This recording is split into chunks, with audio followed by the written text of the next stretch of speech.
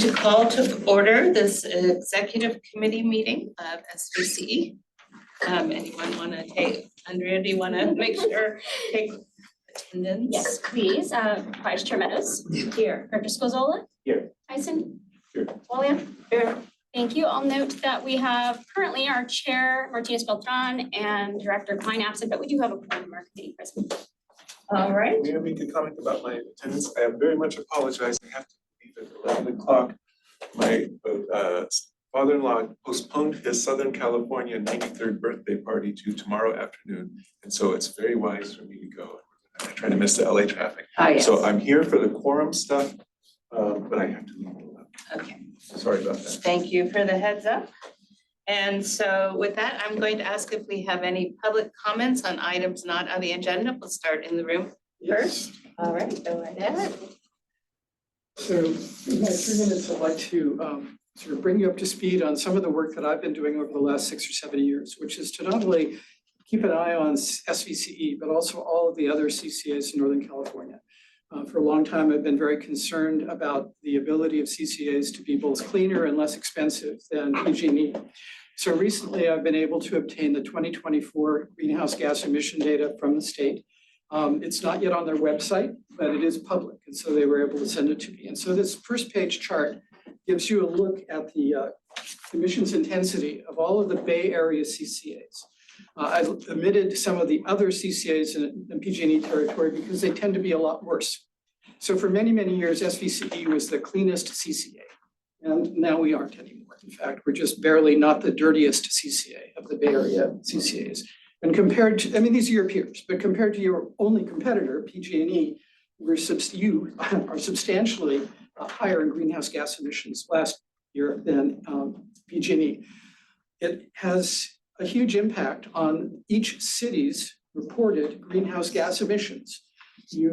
I'm sure city council members have been proud to see the downtrend over time from before SVCE existed. But that downtrend is going to come not to a halt, but it's going to be quite reduced. And in fact, this is a page from the website that says 27% reduction since 2015. But in fact, based on 2024 data, that number would be somewhere between 10 and 15%. It's been a big change in the emission intensity of both SVCE and PG&E, and also your peers. But it turns out your peers largely have been shrinking their footprint while SVC has been increasing there. So what should you do about this? Well, in my opinion, you should divert money that's currently going to subsidies for the price of electricity to all of your customers to much larger subsidies for electrification efforts, heat pump water heaters, heat pump HVAC, and EVs. This will bend the carbon curve in the downward direction, and I hope that you'll take action in the future to do that. All right, thank you, Bruce. And would you like to take over, Chair? Do you want a moment to collect your Yeah, let me just get on. Okay. Do we have any other public comments? No, we do. No speakers on over Zoom. Okay. So then let's move on to the consent calendar. All that we have on consent is the minutes. Do I have any discussion, or can we have a motion? I can move approval. Do you want to take public? Sure, yes. So are there any public comments on our consent calendar? None online? All right, so thank you for that. We have a motion, I'll second that. Tyson seconds. Oh, and okay, Tyson right. seconds, okay. We'll let you do that, yes. We can call the question, given everybody's present in the room. Okay, all those in favor? Aye. Aye. Any opposed? No opposed? Okay, we got it. So we're on the regular calendar, and I'll Okay. hand it over to you, Chair. Well, thank you so much. I really appreciate that. So I'm sorry that I was late. It's my daughter's first dance this afternoon, and it was a bit of a morning. They're first middle school dancers. I'm so excited. So, okay, we're at the regular calendar, and that's for our CEO update. Monica, I'll hand it over to you. A few big updates. Well, one really big update. I'm happy to announce that this week on October 22nd, we funded our 4th prepay. And so we funded to the tune of about 8.5, 800, sorry. We funded, what is the dollar amount? About $845 million. So short of what the board approved, which I believe was $1.5 billion. We ended up with essentially a savings of about 10.8% discount, which amounts to $4.6 million per year. Over the 8 years, that'll bring us to $35 million. And then all combined with our other 3 prepays, we're now looking at about $19 million of savings per year. And so that's, real savings that we will be able to pass on to our customers for both rates or programs. So excited about that. Kudos go to the team, Amrit, Mike, Zach, and really worked on that. I also wanted to provide a quick update on the status of our new headquarters. We have submitted our building permit application to the city of Sunnyvale. The permit will allow us to build out the SVCE staff office spaces and the space that we'll use for staff, which includes the 2nd floor and part of the 1st floor. Because of the process the city of Sunnyvale is requiring that we go through, we're going to submit a 2nd permit for the board chamber space. And so we're working really closely with the city of Sunnyvale staff to expedite that process as much as we can, but we are a bit delayed. Once we get the permits, we'll go out to bid for a contractor. And we expect that based on the initial estimates that we have to build out the space, that we're going to have to come to the board for an increase in the budget. And so things are looking a lot more expensive than what we had originally estimated. So we plan to do that in the January timeframe. So that's an update on that.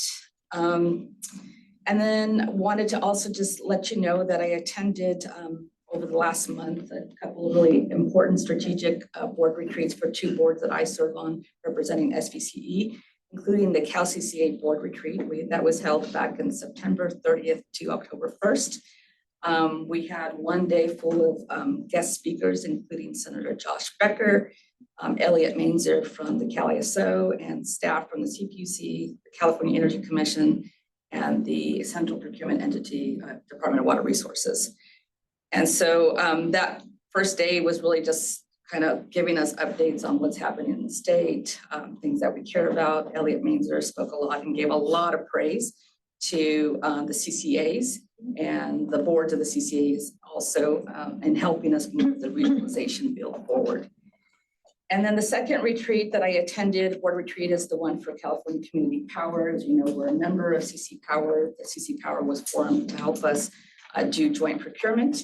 And so we held that retreat in Yosemite this week on the Tuesday and Wednesday. The first day was really to kind of help the CC Power trim down their priorities and to really identify which of those things that they're working on now and should be working on between now and 2030 are really important to the members, really bring value. They can do it better than we can do it. And so we narrowed it down to 3 top priorities. And so we'll develop a strategic plan and focus areas to go with that. The second day, we were treated to a tour by the San Francisco Public Utility Commission of the Hetch Hetchy water system. And so this is in Yosemite Valley, a gorgeous area. If you haven't seen a hydro facility, this is definitely the one to see, both because of the location and just the amazing project itself. Many of our member agencies and many of the cities in the Bay Area are water customers of the SFU, so Hetch Hetchy water system. And so definitely, if you ever get a chance to do this tour, I highly recommend it. And then one other thing I wanted to announce too is that we have been invited to speak, or I've been invited to speak at County Supervisor Otto Lee's Converging for a Sustainable Future Climate Panel. This is next Thursday. And if you haven't already seen the information, we're happy to send it to you. I think it's open to everybody. It's a public meeting. And so several speakers. It's in Campbell, yes. That's on my calendar. I signed up too. Oh, good. Yes, All right. Well, send it we'll to see me some of too, you there. All right. That concludes my CEO report. Is there any questions of me or staff? Any questions? Electrification awards. Did we already cover that? At the board meeting, we covered that. So Director Walia has some questions. Thank you, Chair. Monica, thank you for the update. Could you repeat, and then I'll make some other comments. Could you repeat the prepay numbers? Yes, sorry, I kind of, and that, we also have Omrit online if Those you have are any specific great. questions. Okay, so the bonds par value was 845 million. The board had authorized 1.25 billion, and they set a target of 8% savings. We achieved a 10.8% savings. And so that amounts to 4.6 million per year that we expect. It's an 8-year first pricing term. And so that would be roughly, what did I say, 35 million over 8 years. So that brings our total prepays, all four, to a savings of 19 million per year. 19, 19. okay, 19 million. And we'll have this same stuff come out to the board in the press release, I believe, is gonna happen November 3rd. We're in the process of closing. And then once we close, everything gets signed, then we'll do a press release and we'll send out a note to the board. When is the closing? If Amrit's on the line, he can answer that question. November 3rd. Okay, can I share this at my council? Oh, yeah, it's public. Meeting next week? Amrit, can you send me an email with just Sure. very, very high level, some numbers? I would like to report this in my assignment meeting next week. And I think you can understand later on, I'll talk about the reach codes and stuff. So the timing would be good for me. Could you just all send of it? us. Yeah, We'll send that'd it be to, great. everybody. That'd be great. Thank you. Thanks. The other comments I have are, thank you for sharing the headquarters update. No surprise, the 2 separate building applications and that it takes longer with cities. And also, welcome to our world. That's why I keep requesting, kicking and screaming all the time. We need your support in our cities. And the also the increase in price, not surprised, because we see that with our residents all the time. I don't even have commercial or hardly any in my city, and yet I can see that. The HHE part, yes, it'll be great if there are ways you can recommend that we are able to get the tour, especially for cities that don't get water from there. I think we don't, I'm not sure at I this have point. I have all the information. You could see it yourself if you do it on. Quite a few cities for sure do get that. And so the Board of Supervisors President Otto Lee has specifically personally gone out of his way, just FYI for you, to reach out to every council member. At least SVCE, I received personal invites. Yes. Besides like 5 others from his Yes. office. Yes. Unfortunately, I can't be there for a because of a personal commitment, but I'll certainly be supporting the work there. And then my last question is this the time, FYI quickly, especially knowing George is leaving, to share with the committee right now about my city's electrification in 1 sentence, or? Sure, or if maybe I can have Zoe just, it could be part of the CEO report. She can give a brief update That'd be great. on On other cities. On all the cities. That'd be Okay. good. Sorry to put you on the spot. Yeah, absolutely. It's just good. It's also a memory quiz, so I make sure I have everybody's right. Anything wrong is because the coffee is not working this morning for whatever reason. All right, so since our last board meeting, I think folks know we have 2 of our member jurisdictions that have gone through first readings and second readings, Mountain View and Sunnyvale. Los Altos Hills, and Saratoga have completed their first readings, and all 3 of those on the first readings passed 2AAC and electrification readiness. Our community of Campbell was taking all of our cities are unique. Their staff brought forward basically to gather input from their council if they would like to proceed with exploring the reach codes further. There was a lot of input from a particular business association, and part of that, the council decided not to go forward this time, but it also spoke very highly in terms of continuing decarbonization and electrification and partnering with SVCE.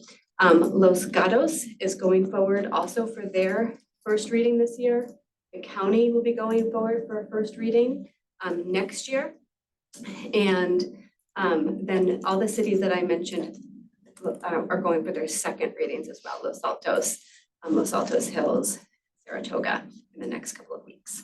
Thank you. We And also- very quickly, thank you, Nupur, and your consultants team who were online, who helped in the city of Saratoga. For those who don't know, it was a close call. It was a 3-2 split vote, 3 in favor.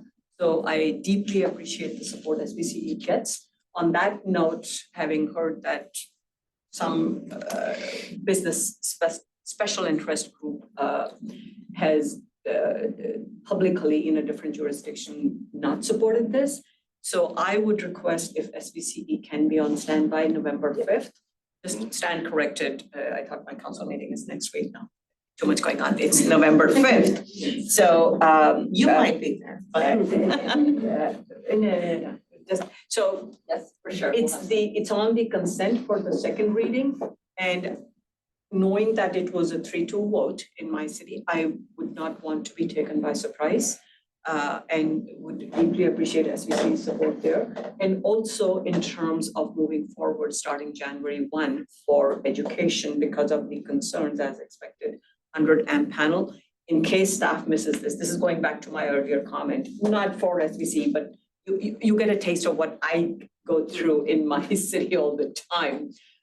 So support deeply appreciated in the past, today, and in the future. I think that's Thank you. already in staff's plans. That's already on their calendars. Thank you, thank you. It'll be needed because I don't want us to pass this and then somebody says, hey, told you that will be a problem because of lack of staff resources in my city. So, thank you. I'm interested to know a little bit about what Cal CCA is looking for from the board retreat priorities for this next year. Yeah, so a few really new big proceedings are happening at the California Public Utility Commission. And so the new ones include demand response to demand flexibility proceedings. So that's one that we've been really pushing for in other venues. And so the CPUC closed an existing proceeding and opened a new proceeding. So that's one that many of the members care deeply about. So that's the one. The other one is on PCIA, so the Power Cost and Difference Adjuster. So they're currently in what's called track 2 of the PCIA proceeding.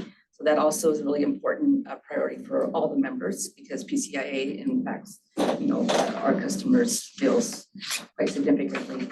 And the third really big one is what is called the RCPPP, which stands for Reliable Clean Power something procurement. And I don't know parts of the line, but anyways, it's essentially an extension of the integrated resource plan. And the big thing there is that'll set kind of how we meet our 2045 targets to be 100% carbon neutral by 2045. But it also has the hint, and it's already been put out there, some new procurement orders. Because there's concern that with the very aggressive load growth forecasts that are happening in California, that we don't have sufficient clean resources in the state to meet our targets by 2030. And so we're expecting some significant procurement orders to come from that process. We've already provided our first round of comments to this proceeding as well. So those are the big priorities for the CCAs. Thank you. Okay, any other questions, Director Skizzo? Well, it's just comments, if I can go back to the new reach codes and status, and in particular, what happened with my city, it was a 4-1 vote. You can imagine who was the one, that was me, that supported the new reach codes. However, the special interest group really came out in numbers. It was mostly non-Campbell residents, they were just there to make a huge hubbub, and I can't read the minds of my fellow council members. Maybe they felt the pressure, but it's a shot across the bow. It's a warning shot to the rest of the cities. They're organized now, and I expect them in your city halls now, and we need to figure out a way to combat the misinformation, disinformation, because there was so much of that in that room. So many false facts going around, and even when we presented the real facts, they could care less. And so I'm just warning everybody, be careful, watch out, they're coming, and be prepared. That's it. I'll just say that's great information. We're just gonna lose George at 11, and we do have one action item. That's an action item, so. Oh, okay. Watch the clock. Okay, so I'm just gonna quickly say that we too had that, and so we had support there, but I asked them to come back and look at it, so staff's going to see what they can work through, so we'll look forward to having that support as well. And I'd like to talk with you too on lessons learned. And I think we have public comment. And we are gonna go ahead and, do you need to take public comment on this? Okay, so we'll go ahead and move to public comment. Thank you. Yes. So one of the things carbon-free Mountain View and carbon-free Silicon Valley have done in the past is to go to cities other than Mountain View to provide support for environmental initiatives, including the creation of this agency. I'll do my best to make sure that, starting with Los Altos and then working through the other cities that have second readings, that there are some advocates in the room. I recently became the adult advisor the Los Altos Mountain View chapter of the climate action team of Silicon Valley Youth Climate Action. I'll work with Z Kun Lee, who's their executive director, to try to get more young people to come. They probably won't be spun up to make really great comments, but maybe they'll stand up and say something. And maybe their presence will embarrass the special interest group a little bit, because these, of course, are the people who will be suffering from the failure to advance REACH codes as rapidly as possible.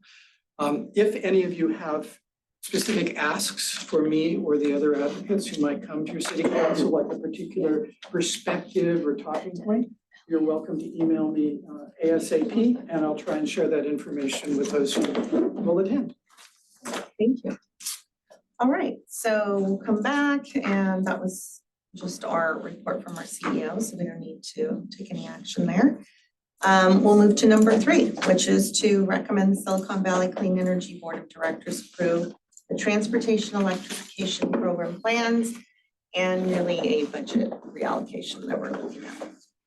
If we have the poor, do an introduction first. All right. So good morning, executive committee members. I am the Core High Management Manager of Decarbonization Programs. As you probably all know, most of our programs target emissions from buildings and transportation. And roughly 15% of our total programs budget is dedicated to transportation electrification, or TE programs, as we're going to call them for the rest of this item. So today I'm here with Hannah Gustafson, who's our programs lead. She leads all of our TE programs. So she's going to take you through a little bit of a dive into what our current TE programs look like, what we've learned from running them, and really where we want to go next with future program direction. So I'll turn it over to Hannah. Great, thank you, Nupur, and good morning, everyone. Today, I'm going to be sharing an overview, like Nupur said, of our transportation programs and some learnings. And the second part will be our staff recommendation for a budget reallocation that we hope will really help to scale 3 of our core programs, which is EV charging, technical assistance, and EV rebate program. But before I do that, I just want to provide some context for this conversation, which I wanted to reintroduce one of our foundational documents, which is this EV Infrastructure Joint Action Plan, which was approved by the board back in 2019. And it focused really on multifamily, workplace, fleet, and public charging needs in our service territory. And to date, since this has been passed, we've implemented pretty much all of the programs listed and more. And so I wanted to also highlight how the landscape has evolved since 2019. There's been some really great wins. We have tripled the number of EVs in our service territory since then. And EVs hit 46% of all new car sales last quarter. So that's a pretty spectacular win, although, of course, this is right before the tax credits ended. So Q4 will not be as pretty, I don't think. But we have also seen huge growth in charging stations and EV models on the market. And a huge win has been that the state's new building codes have largely aligned with our local EV REACH codes. And so that means tons more charging will get built with new developments. But we face federal policy headwinds. The tax credits and other funding are now gone. We're still about 20% of the way to our 2030 goal in terms of California and our public deployment. And upfront costs still do remain a barrier for mass adoption. So there's still work to be done. Okay, these next few slides are a little bit busy, so I'm going to try and walk through quickly. But this slide shows the SVCE's portfolio of transportation electrification programs. which largely come in the form of rebates for EVs and EV charging, technical assistance, and a direct install program for affordable housing. And our focus really has been and still remains closing gaps in access to EVs and EV charging, specifically focusing on where we see the highest need, which has been multifamily in particular. We have one new program launching next year, that's e-bikes, so that'll be exciting coming soon. And then we have a few programs that are shown in gray here that have sunset this year and are now closed. And that's mostly due to the grant or the contract terms ending. Many of them were 5-year terms. And these are mostly flavors of EV charging incentives and our EV charging technical assistance program. Just a few impacts by the numbers. So what have these programs helped to accomplish? Here's a few key stats. We've paid out over 250 EV rebates. Actually, it's closer to 280 today. This was from earlier this month. For income qualified customers, we have 38 multifamily properties now with EV charging access, 28 more under construction. Over 601 level 2 and level 1 chargers installed, 28 DC fast chargers, and 284 in construction. We've also helped 15 public fleets and over 112 properties receive technical assistance. And through these programs, we have learned a lot about challenges, about solutions, evolving technology. And I'm going to talk through a couple of key learnings that we wanted to share today. This first one is that rebates and assistance really are important to driving EV charging installations and for multifamily in particular. And we know this through conversations and surveys of our multifamily property managers and owners that the vast majority would not have taken on these projects without the rebates and support.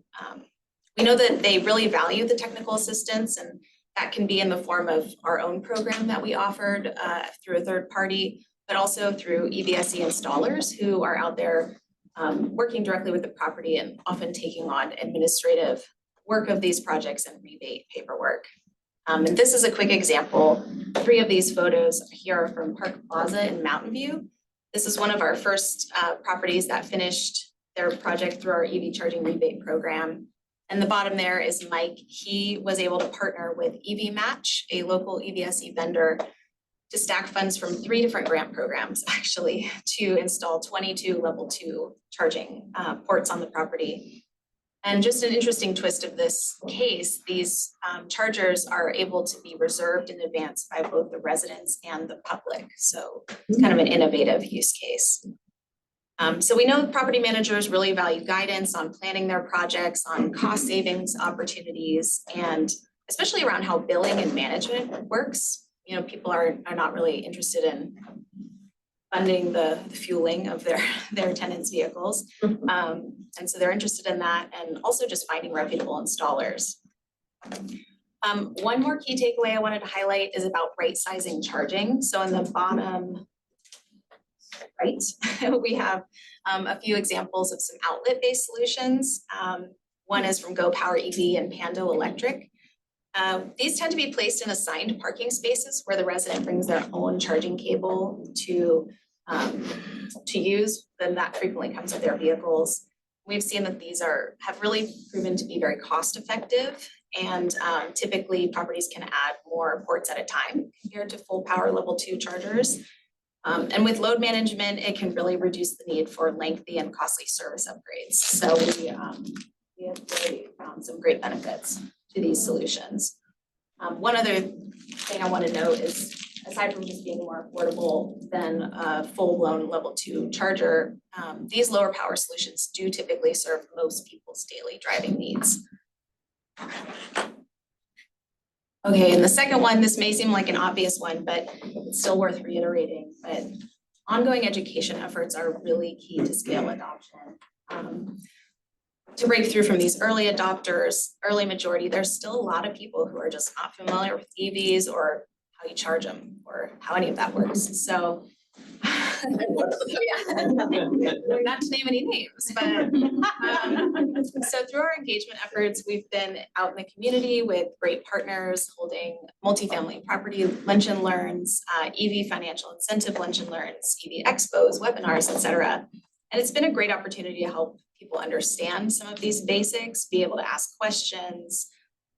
How do they charge? What are the benefits? What are the rebates? And we also know that people really value hearing from their peers who have done these projects or who have already gone electric. So that's been really a great way to reach more people. And it also helps us understand what people are concerned about and what questions they're asking, what barriers they're facing, and how we can potentially help. Okay, and so we also have a lot of other learnings, but this is for my special 5-hour version of this presentation that I don't think we have time for today.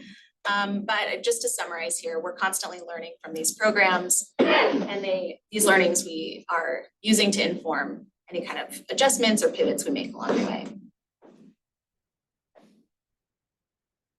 Okay, so moving to the budget reallocation recommendation. Now we're about 6 years into this, and we've reached this point where the portfolio is evolving. Some of these programs are naturally winding down due to the contract sunsetting or grants ending or other pivots. And so we've reached this point where we want to really focus and consolidate our efforts into growing fewer, larger scale programs that can make the most impact. Okay, so we're proposing to reallocate $7.2 million in already allocated but unspent transportation programs funds to scale our existing EV and EV charging programs. For EV charging rebates, we're proposing adding $5.1 million in these funds, the bulk of them, to scale this program's reach. And so multifamily still will be the core focus of this program, but we would aim to introduce additional rebates for workplaces and possibly public charging in the future. And we also want to relaunch an improved technical assistance program that can help be that on-ramp and help guide customers to make informed decisions about their EV charging journeys. And finally, we want to add funds to extend the EV rebate program and opportunities for continued educational engagement, events with community partners to try and continue some of that momentum even in the fallout without the federal tax credit support. So you may be wondering, where does this $7.2 million come from? The bulk of these funds come from a budget line of $5.8 million for new construction affordable housing EV charging. And so this was something, this budget was set aside back in 2022 to support the new construction affordable housing projects to comply with the last cycle of EV reach codes. And so we wanted to set these funds aside to ensure that these EV reach codes wouldn't pose a burden to new affordable housing projects. So we launched this program back in early 2023 as really a sub-program within our existing EV charging rebate program, but the budget is fully exclusively only for new construction affordable. Unfortunately, we've just had very little traction in this program to date, with only one project actually completing so far in those 3 years. And so we've learned a lot that there's a very long, complex development, financing schedules and timelines, and concerns well beyond just the EV project in particular. But another key point here is that the state codes that kick in January have largely caught up to our local reach codes. And so we do see that the need for ongoing reach code compliance support will diminish over time. But at the same time, we're still committed to supporting these properties. We know that these timelines are long, so we're not proposing getting rid of this budget or these rebates. It would just simply be reallocated towards the broader EV charging rebate program. So we'd still allow this use type, but it wouldn't be exclusively for new construction only.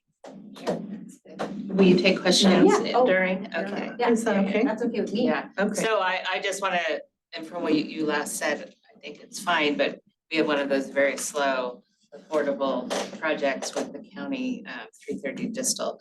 And so, but they're under construction now, finally. So that allocation is still there, right? Because Yes. there's a whole, so that's not So we would going still away. allow it, yeah. Yeah. We would just Okay. be proposing merging this budget with the It's broader just that the program. budget is moving, but the Program the is still program is available. still there. Yes, Yeah, and we have dibs on it. I mean, I think there was some special.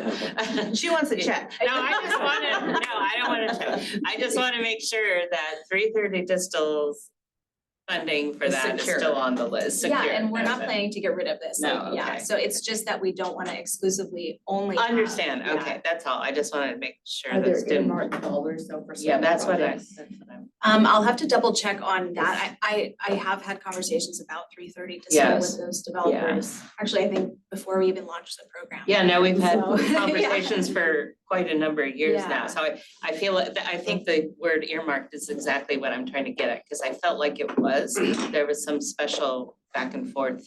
Let an me follow agreement. up on that. Yes, please, And thank you, we can- yeah. Yeah, but Okay. regardless, we have very Okay. long timelines for even our Yes. reservations. It's like 3 years or something, so we can always make adjustments as needed, but yeah, let me double check on that project in Because particular. it's under construction. That's great news, yeah. So Hannah, and then if we could just understand what amount is not earmarked, I would be interested to know Yeah. that. So- as well. I mean, there are no, I don't think there's an existing reservation for that project in particular. Or for any any other projects. project. There are no, Could be. yeah, Maybe we'll. Yeah, I think there were Areas agreements to look made at. with Girish and my predecessor, Lisa Flagger. Mm. So I feel like it's, even if it's not You're in our right, but- system necessarily, go ahead. Sorry, just to chime in here. Yeah. So I think what we're talking about is when we first set this up, right, we did it for exactly that reason, to say, hey, these reach codes are happening. We want to provide this support. We've been talking, Hannah, I say we, it's very much a royal we. Hannah has been talking with Royal. all of these developers, has been doing all this outreach.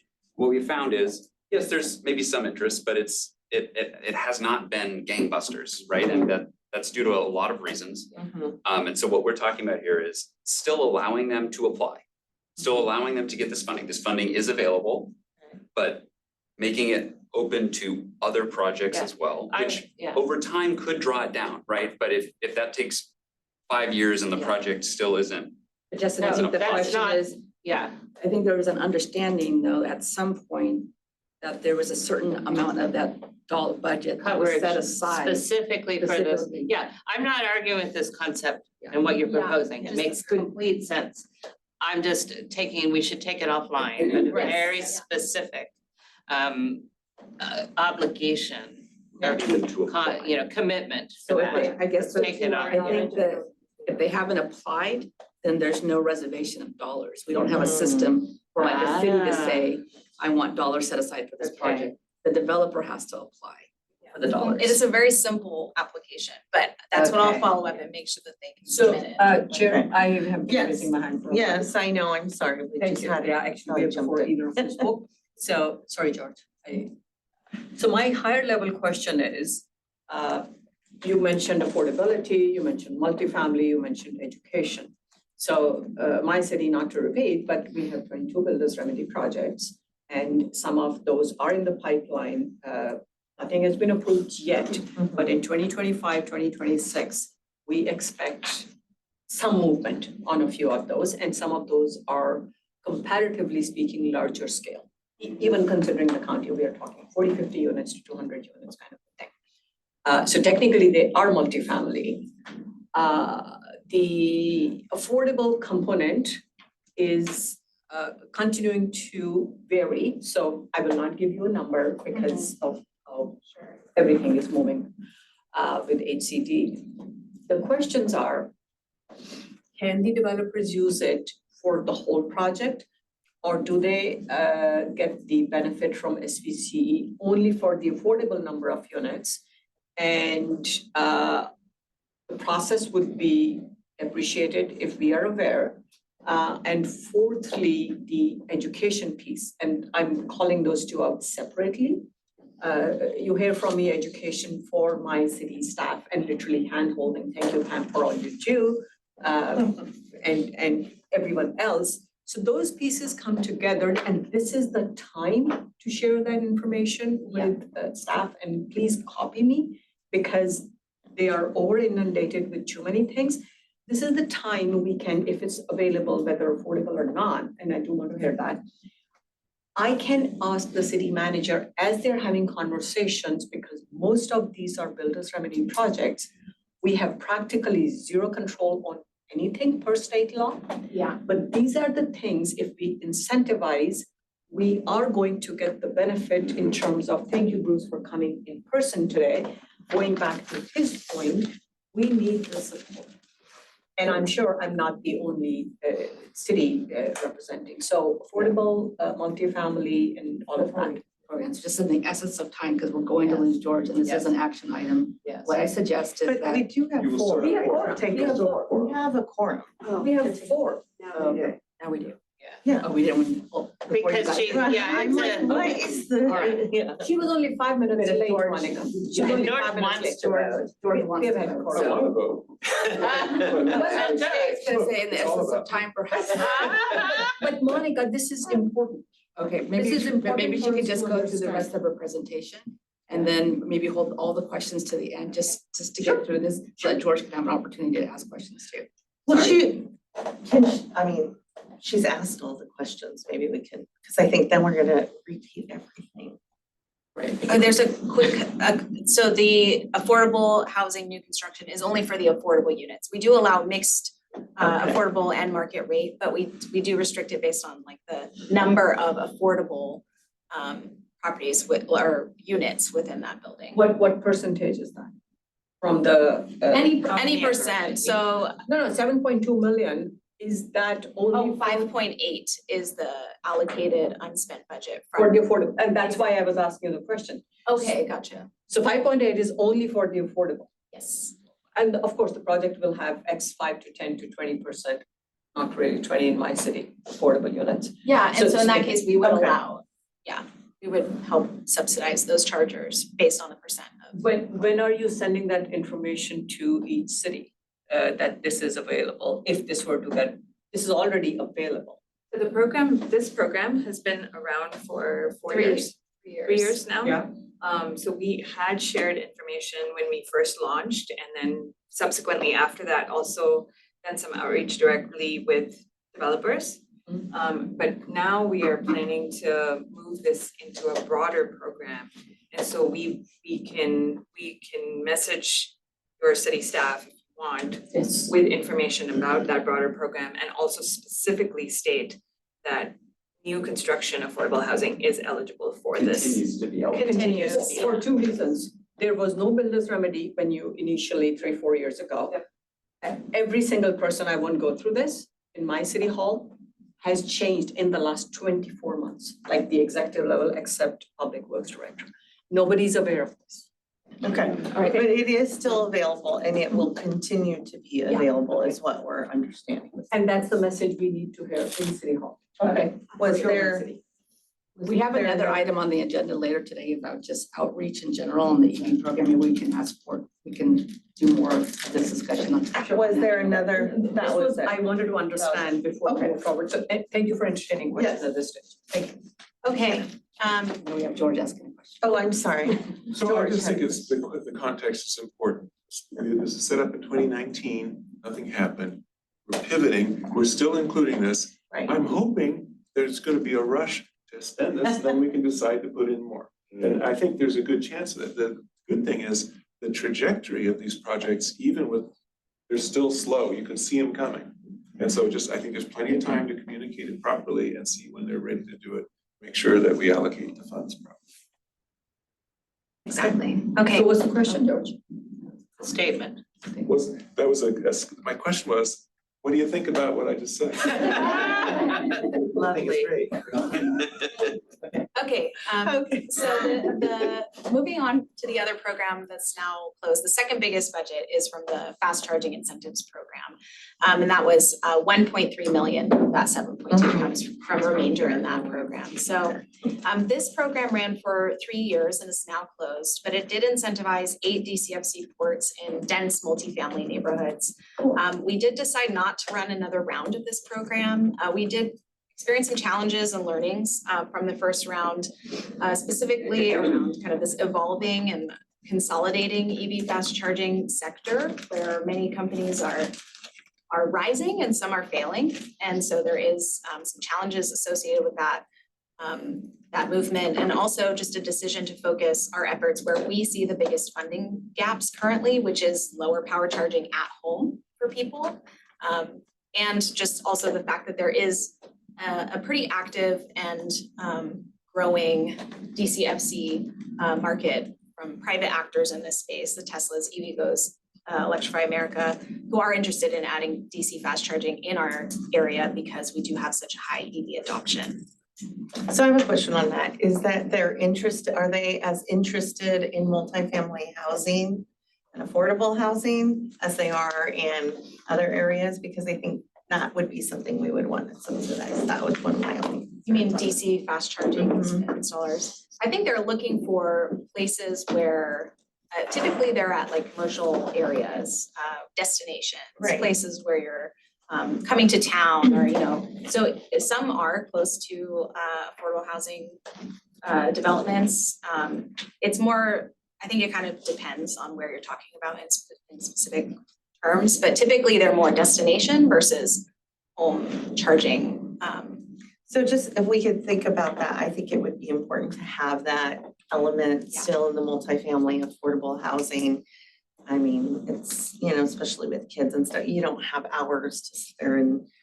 So I think I heard it, that was one of the hesitations I had about the shift, so just encourage that way. Absolutely. Okay, and then finally, just to wrap up the 90.5K and 36K, those are both leftover funds from now closed CEC grant match programs we had for EV charging, as well as the Cali VIP program, which is closing this at the end of December.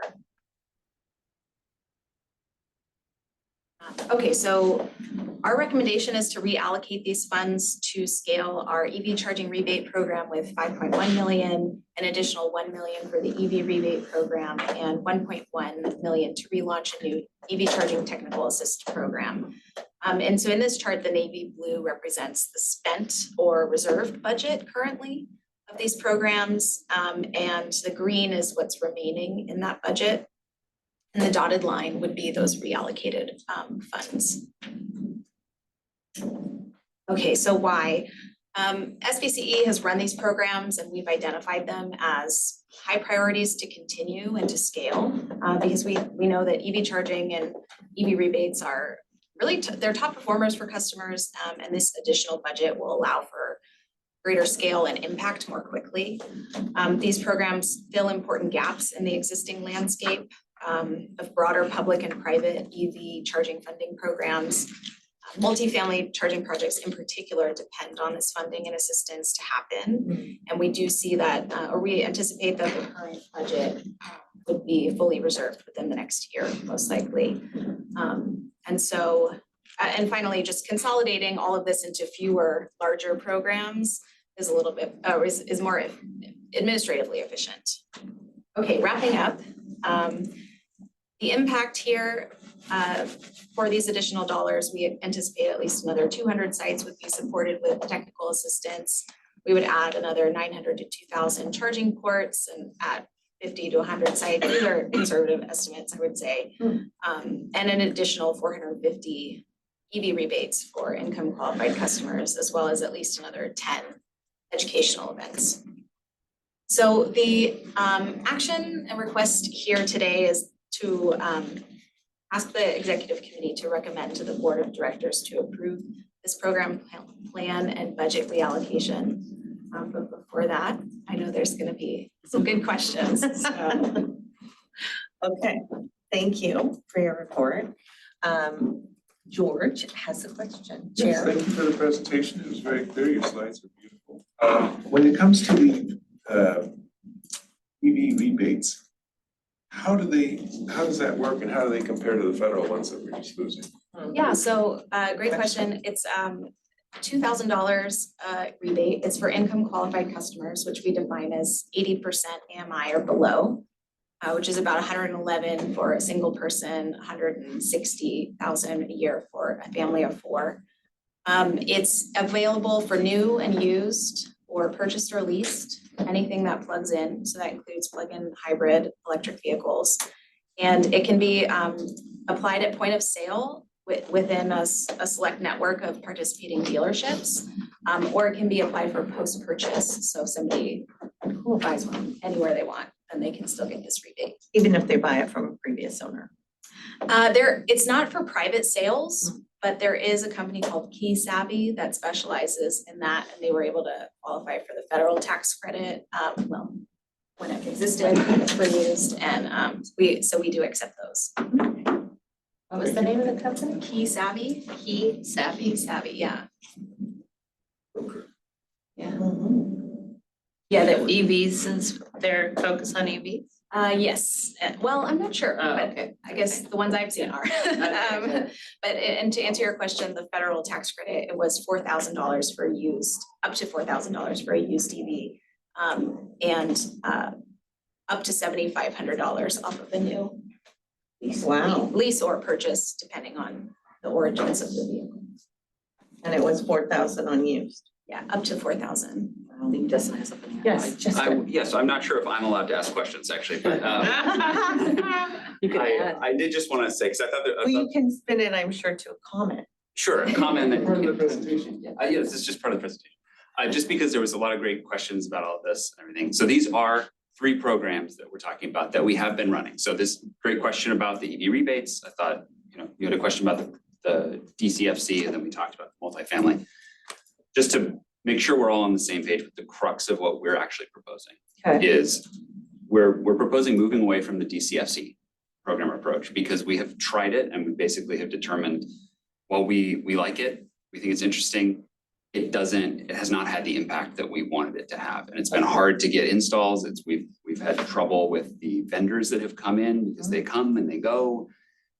We're not sure that we're really incrementally adding that much to what would already be deployed. And so that is part of what we're proposing. Not what we have to do, but that is the proposal. For the affordable housing, multifamily EV charging for new construction, which I think we've heard is still, when we passed this, we approved 7.5. Originally, there's 5.8. Yeah, but originally it was 7.5. Yeah. Okay. So when we originally had put that aside, it was for exactly this concern of how do we support these new construction and affordable housing projects. At the same time, it's been 3 years and we really have not drawn down much of that, even though we've been doing outreach. We've been trying to reach out to developers, to cities, to try to find takers for this. So what we're really saying is, we're worried that if we don't pivot this money out of that and into a broader bucket that can, yes, be used for new construction, affordable housing, but also for the other sites that we want to support, multifamily, workplace, et cetera, existing multifamily. Not necessarily affordable, but could be affordable as well. We think we could go another 3 years without spending very much, or another 3 years after that. And so we're trying to find the balance here of how do we keep deploying these funds while still having the door open for new construction, affordable housing. But we also don't want to just sort of leave it there doing nothing. Because what we've learned is we're not sure there's that much appetite and interest and frankly need for this if these developers are dealing with much bigger financial issues and questions and concerns for getting their financing together. At the end of the day, maybe this $50,000, this $30,000 Okay, wasn't. I think we got it, Justin. I think we have to get through this item because we have your big item after this one. I apologize, but I think the board gets what we're trying to do, or the executive committee gets what we're trying to do, pretty much. So hopefully we can get a vote before George leaves. I have a couple of other questions too. Okay. So thank you, that really helped me, Justin, to add to what Hannah has presented. So 2 clarifications from you, Hannah. The federal incentives that already expired, I think, or For EVs, or tax rate, yeah. the tax For rates. EVs, yeah, the tax rates. Is that only for income qualified? There are income qualifications. For the used one, for a single filer, 75,000 per year. For a married couple, it's 150,000 per year. That was for the used federal EV tax credit. For the new, it was 150,000 a year for a single filer, 300,000 for a married couple. However, if you lease, it didn't matter what your income was. So it's called the lease loophole, where anyone could get that, no matter their income. Thank you, that helps. So the question is, because I will not remember that next time I'll ask you the same questions. I mean, we deal with 101 things, and what I'm getting to is, are we in this proposal supporting that? Or is our focus, especially in light of what Justin reminded us once again, there hasn't been use of these dollars for the last 4 or whatever.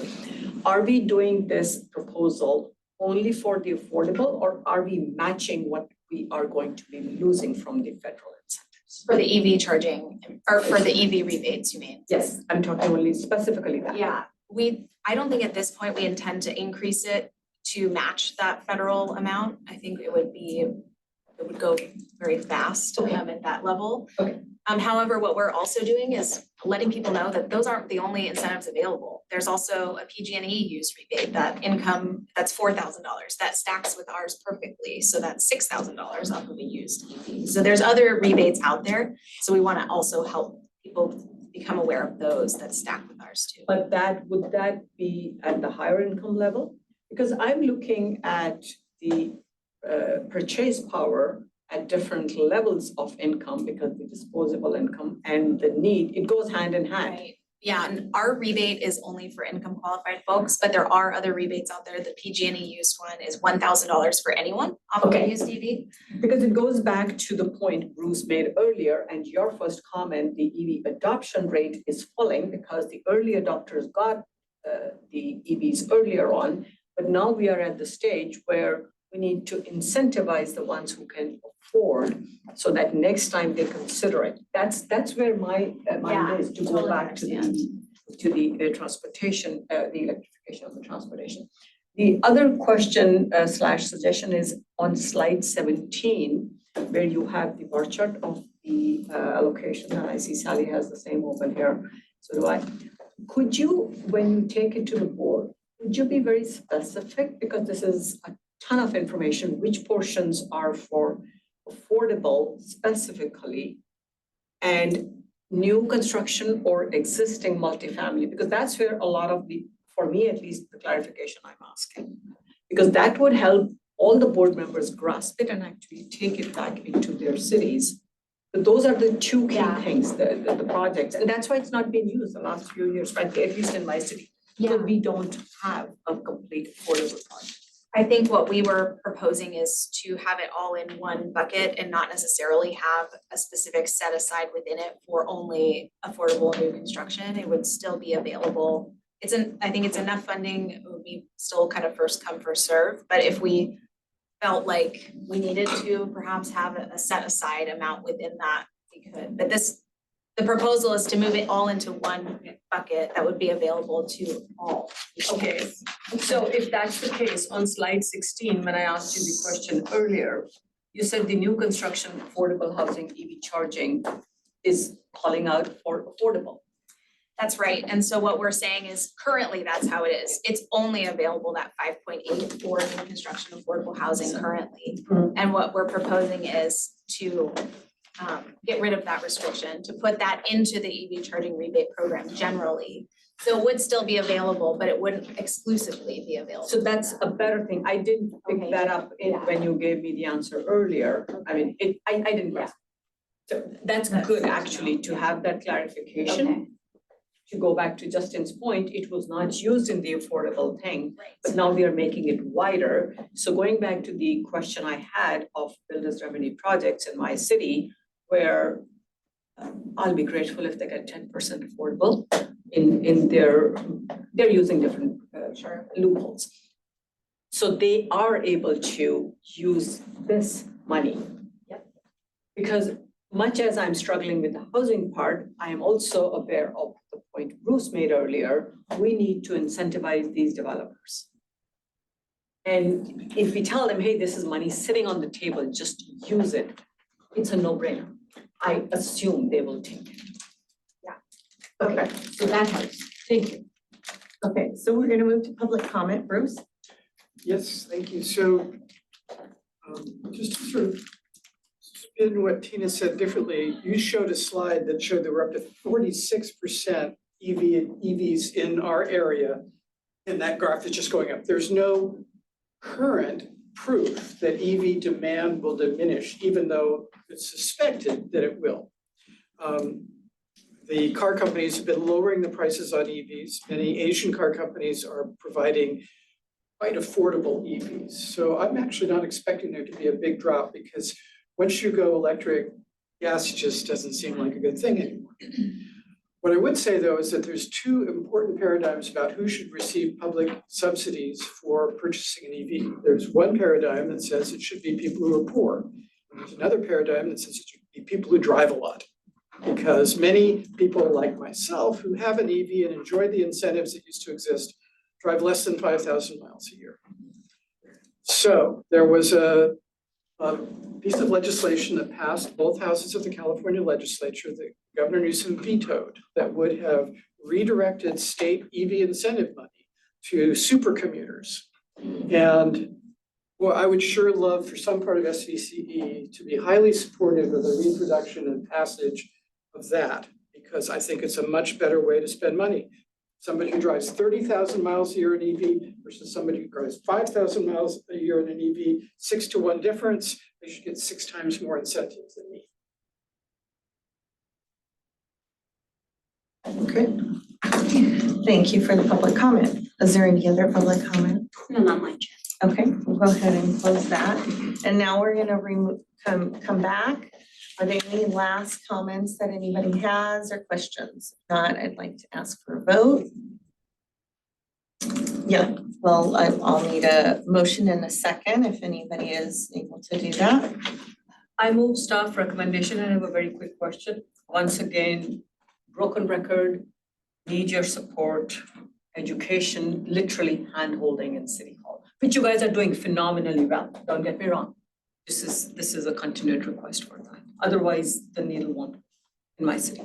Okay. Thank you. Sure. Second, great.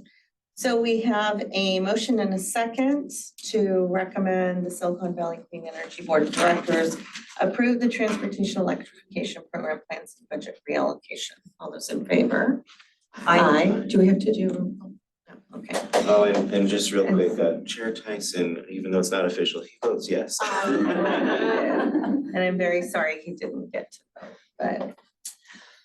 Okay, so we will also recognize that Chair Tyson was in favor of that, even though he didn't get to vote. So, thank you for that, and that passes unanimously. And we will now move to number 4, which is launch of financial levers framework, analysis and discussion. And we have Justin, who's going to, oh, okay, Monica's gonna start us off here. This is gonna be a bit of a lengthy conversation. This is gonna be a big and an one. important conversation that, And I just also want to note that after this one, we still have 2 other items. yes. That are also equally, well, not equal, well, they're also important. And so today's conversation is really an introduction to a framework Thank you. That we're putting together. And we're calling it financial leverage. You can call it key leverage, you can call it whatever you want.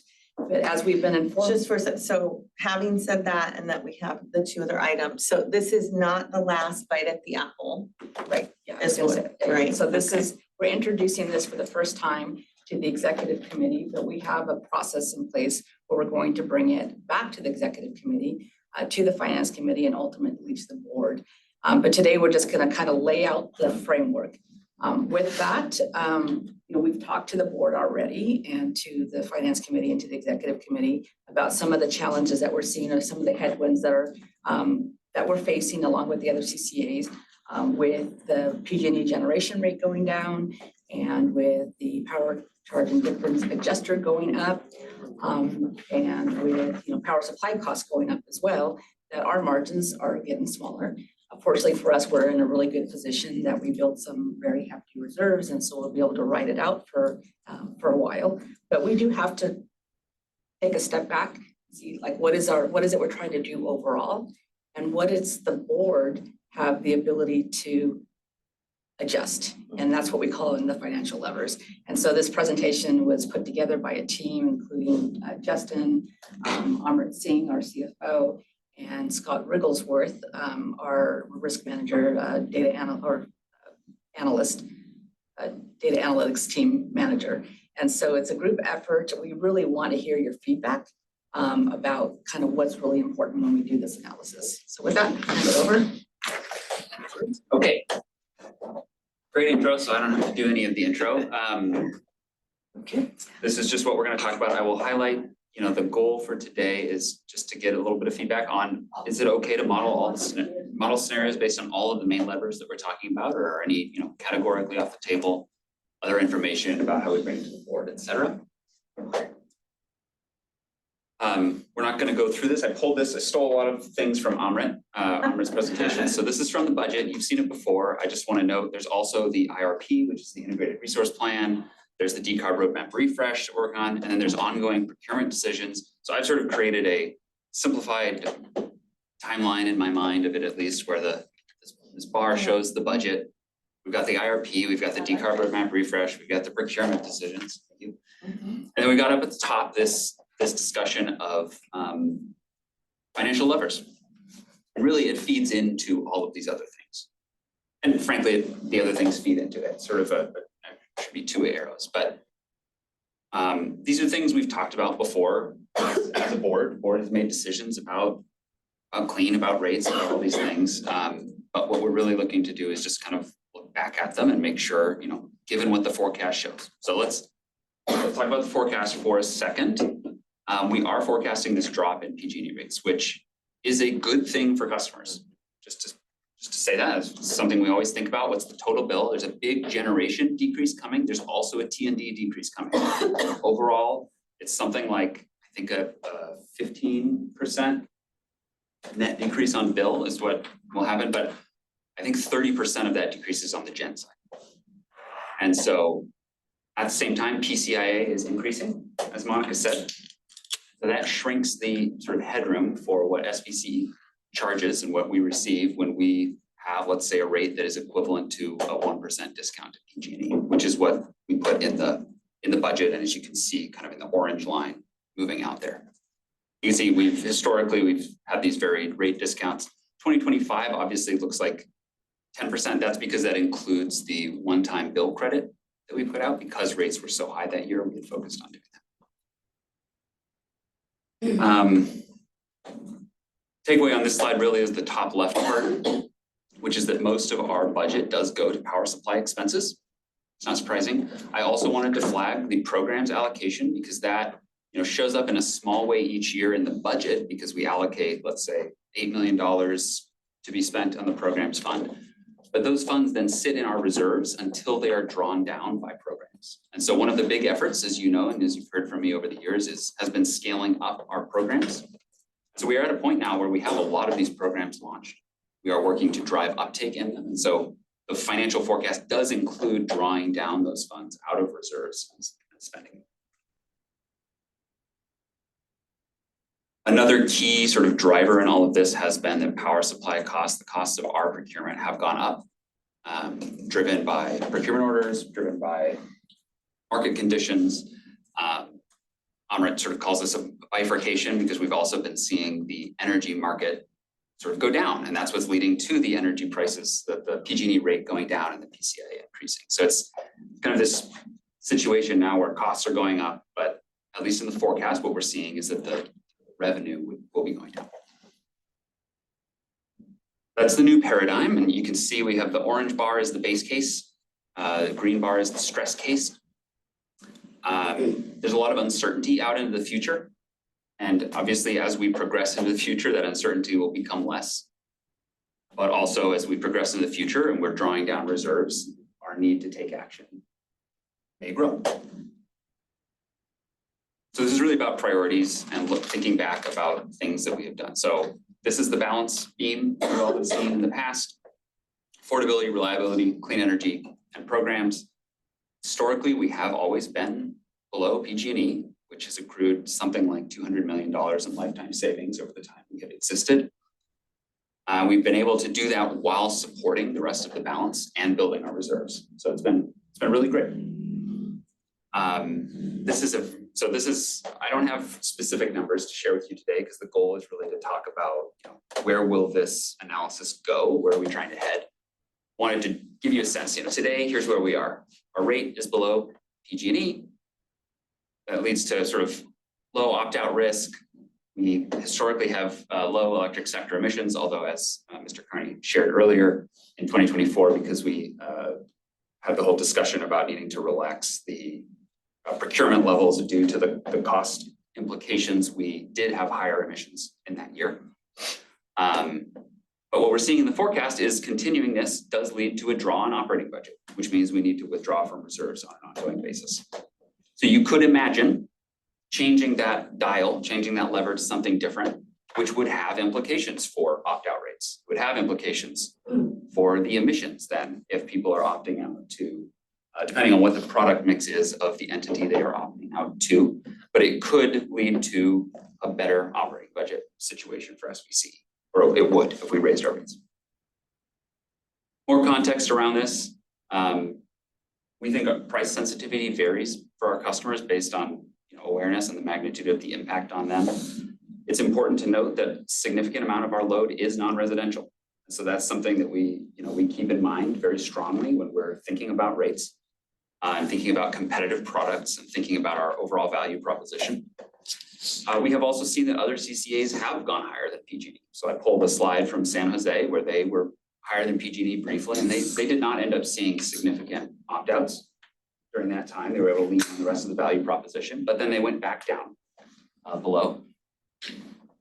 Also, we've done surveys. We've heard from our customers that keeping the cost of electricity low is one of the top priorities that they have for us. And I have this chart on the top right, which shows, as we talked about in the affordability discussion earlier this year, rates have gone up significantly. So affordability is top of mind. It is a real concern. So this is all to say this is not an easy option here. There's sort of risks and challenges in both directions, and it's something that we plan to, model scenarios, model options, think about mitigations we can do. How do we kind of approach this based on what path we take?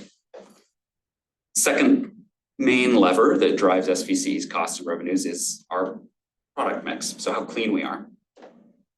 And this is, again, a sort of a complicated area, but at the end of the day, the board has made decisions about what our clean targets are long-term, and those are to be clean, to be 100% clean.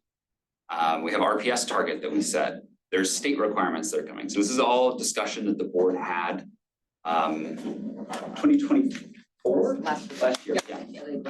And so we made these decisions to basically affirm our commitment to being clean, which is great. It's something that we decided at the outset of SVCE. But it is also a key lever. So again, just sort of illustratively thinking about this, if we were to reduce our clean level, we would expect there to be significant electric sector emissions impact of doing that. We also expect that some customers that are very sensitive to how clean our product is might opt out. So thinking about the impact of doing something like that is sort of that's the plan for what we're trying to do here. And what we're gonna put together is, here are the levers. Here's how significant they are from a financial side. Here's how significant they are from an opt-out risk, from a political perspective, from the electric sector, the emissions standpoint, et cetera. Finally, another key lever is, as I mentioned, program funds. Both the ongoing allocation towards programs and the fact that we have unspent programs sitting in reserves. And so if we don't draw those down, or if we draw them down more slowly than we currently have planned, that would also allow us to keep our sort of reserves higher and think about hitting a higher days cash on hand target at the end of the forecast period. Again, that has negative impacts as well, because we are trying to scale up our programs. We are trying to deploy those dollars, but this is a lever. So in summary, the projected compression on our margins and the drawdown from our reserves, we think necessitates the need to just look back again at the key levers that impact our financial position. And that's what I've gone through. Those are rates, it's our clean level, it's our programs, and there are other things as well, operating expenses, revenue opportunities. But at the end of the day, the top three really are the biggest financial impacts that we have. And so those are things that we are proposing to look at, to model some options and scenarios, and ultimately bring those to the board, to the executive committee, to the board, et cetera, to get feedback on and sort of talk about, what are our priorities? What scenario do we want to pursue based on that strategy, and what will the kind of triggers be for when we need to take that action? And how would we mitigate if we had to take that action? So that's all kind of details and specifics, but I think the next steps are take this to the board for some initial discussions as well. We will continue to do our research, our modeling, and kind of building out these scenarios and these options. And obviously track the energy markets and financial forecasts. So if things change drastically, we may come back sooner. We need to talk about taking action sooner, but currently the plan is to incorporate these decisions into the FY 26-27 budget. So that would be in the September 2026 timeframe based on what the financial forecast shows at that point. Can I just add one other thing too, though? There is also an opportunity to look at a portion of these levers in the mini budget process that we have in December. If you recall, when we adopted the fiscal year 25-26 budget back in September, we also said that we're going to come back in December with the final discount or premium based on what the actual PCIA and generation ends up being. Preliminarily, we've gotten some numbers from PG&E, and it might be slightly worse for us than it was back in September. And so AMRET will bring that to the Finance Committee and the Executive Committee as well. And if the board so directs us, or if the Executive Committee or the Finance Committee directs us to do so, we will look at alternative discounts or premiums to what the board kind of adopted in September. So just to put that out there as well. Yeah, thanks, Monica. I had meant to mention that I think as we typically do, right, for the mini budget, we will bring some sort of options and scenarios to sort of say, hey, this is what we said in the budget, which was 1%. This is what that impact will be. Here are other options that the board does have. And that's part of the value of the reserves that we built, is that the board will have the ability at that point to say, well, do we want to make this decision now? Do we want to make it, at what point and what part of the decision do we want to make? So the input we are seeking today is really, I talked about these three key levers. Should our modeling and our scenarios that we bring forward explore all of the key levers, the rates, the clean product, and program investment? Are there any that you categorically think are something that we should not consider? And then if you have any input for us on other information that you think might be helpful, or on how to frame this content for the December board meeting, or things that you'd like to see when we come back to you for the next stage of this conversation, happy to get any of that input now. Yes, that's the end. Okay, so I've got a number of questions, but I'm gonna go ahead and take Tina and then Sally. Thank you. So I'll maybe slide in a few comments here and there, but I really want to focus on the questions for now.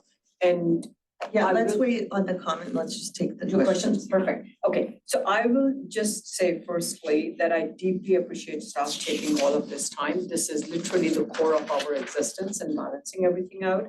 And considering the last month's executive committee meeting was canceled, correct? So I can understand it's a packed agenda. I am here to go through the agenda. If it takes longer, that's fine, because everything is very important. And given the state of the support and the changes that are happening at the federal level, you guys are dealing with it every single day, SVCE staff. We get a stab at it just once a month, and especially this time, we are coming back after 60 days as the executive committee here to talk about things. So the mission is directly connected with the rates, the clean, the LNG programs, as Justin very clearly put it. So a few very quick questions. You mentioned earlier about the PG&E generate going down and the T&D going down, overall 15%. I could not see the T&D portion in the slide. And so if you can just give me some comment on that. The second question is, going back to what happened in 2024, I understand the procurement costs were going up, but the data that Bruce just presented earlier on in this meeting, according to that, the other CCAs were not hit the way we were. So I would like to understand what happened there. And as a sub-bullet of that, when you mentioned that San Jose Clean Energy, San Jose Clean Energy is a department.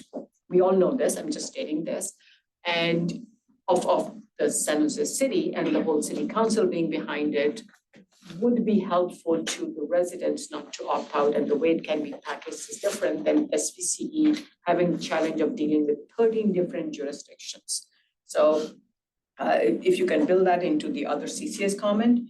And the next two timeline steps, when you mentioned it'll come back to the EC as well as the finance committee, I did not see that in the slide here. I am only seeing December 25 going to the board. Are we having an EC meeting in November that we're gonna go? It won't be prior to the December board meeting, it will After be that. in 2026, Okay. probably multiple. Okay, so that one timeline, you all. And I can, Clarify. I'll let Monica maybe speak to the power part, but to your, the first part of your question, actually, I realized I should go to my, here we go.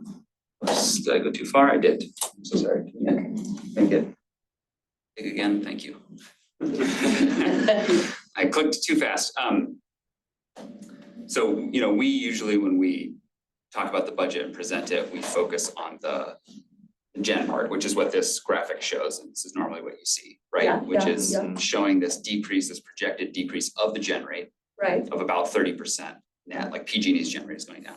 Yeah. I'm just telling you, the T&D part is also going down something like 10%, I think, on its own. And so combined, it's the total impact on the rate is around 15% decrease. Okay, so then it's really the other CCAs, and also what are the expected impacts from a cost perspective, Monica?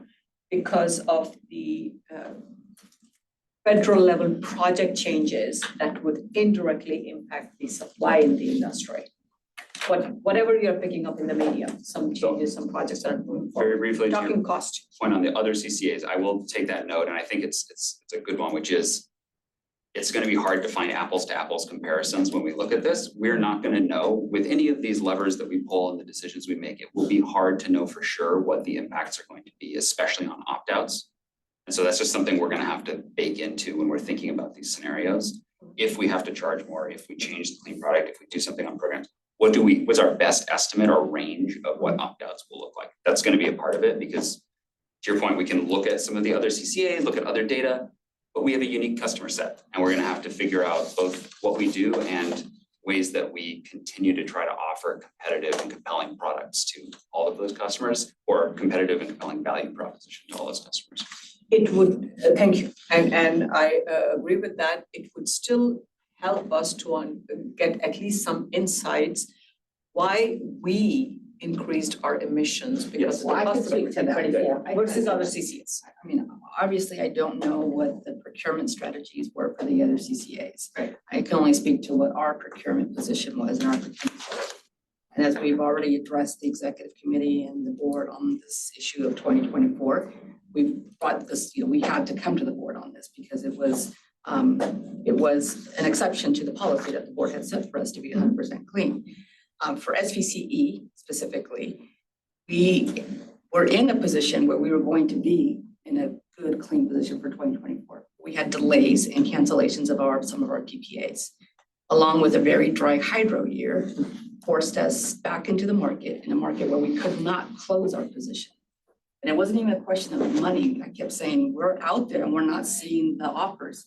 Now, the other CCAs that ended up in a better position for 2024 than we did, we were 80% clean as opposed to 100% clean.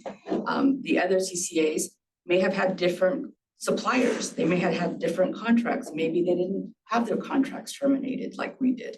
Everybody has a different position and everybody's in the market at different times. I don't know if PCE may have closed their position at a very expensive price. I don't know what they did, but it's not that one CCA could do things better than the other. It's just different circumstances. We had the policy to be 100% clean. We just, because of circumstances, couldn't meet it. Monica, when I'm asking that question, you know I was the board chair last year, so I know exactly what was happening. The concern is it's not the concern about what happened, I'm looking forward so we don't Sure, sure. run into that scenario. Sure. The concern is based on what you're asking us and Right. presenting And to as us we today. presented last month to the board, for 25, 26, and 27, we're in a very good position. We essentially already closed that position. And so, but circumstances could still change, right? And that's why we put in this reporting mechanism to the board, that if we find that we're not gonna hit within a certain margin, we'll come back to the board and explain what's going on. And then at that point, it's gonna be a question of money and a question of availability of resources again. So we're gonna have those conversations, but I can tell you, I can guarantee that this is gonna be a harder thing to fill going forward. Now, we try to procure on a long-term basis, but we also have this directive to try to add additional resources to the grid by the CPUC. Those projects face delays and they face circumstances that are outside of our control. As we're all trying to achieve the same thing, we're all going to be feeling these cost pressures and this lack of supply in the market, right? We all have to get to 100% by 2045, with not a very easy way to bring these projects online quickly. So we are monitoring it. The board has set the goal to be 100% clean, which includes a 75% RPS by 2030. As we explained to the board last month, we're very much on target for that. But there are circumstances that happen and then we'll have to adjust. Thank you for saying all of that, because I completely understand. I'll just leave with the comment about the concern coming from perhaps change in supply because of the federal changes that are happening. So that's another thing that we've tried to, it's a hard one for us to really, it's very circumstantial to what projects you have in the pipeline or what projects you're trying to build in the future. I think many of the developers pretty much already saw the writing on the wall with the investment tax credit and the production tax credit going away. So a lot of the proposals that we've seen, as we showed you again last month, already have a built-in price increase. So we're seeing solar come in at 2 to 3 times the price that we paid 5 years ago, right? Crazy. So it's already built in there. Do we see any relief in the future? Perhaps if if there's a way to slow the demand for these projects, quite frankly, which we don't see happening, right? Even though the administration's not supportive of these clean energies, I think California very much is so. And not just California as load serving entities, but a lot of the corporate entities, the businesses, they're all adopting ambitious climate. So there's a lot of pressure, a lot of demand for clean energy. And an increase in demand, unfortunately, increases supply cost too. So that's why it's part of this levers thing is that it is a significant cost driver.